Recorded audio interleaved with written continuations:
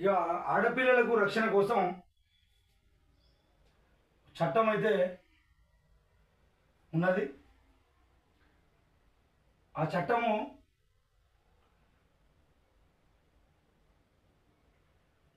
మైనర్ల రక్షణకు పోక్సో కవచంలా పనిచేస్తే దీనిపై అవగాహన కల్పించాల్సిన అవసరం ప్రభుత్వాల పైన ఉన్నది.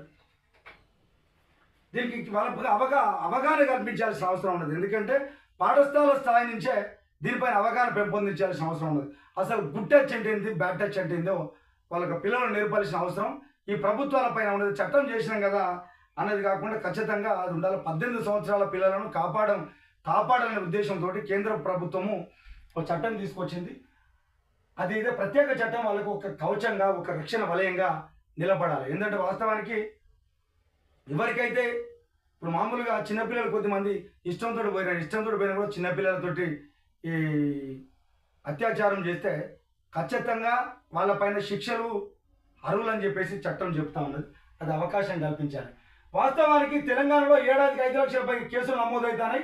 నిందితులలో 98% బాధితులకు తెలిసిన వారే ఉన్నారు. కాబట్టి ఇది ఉపేక్షించకుండా ఖచ్చితంగా ప్రతి స్కూల్లో పాఠశాల స్థాయి నుంచే వాళ్ళకు దీనిపైన అవగాహన కల్పించాలి.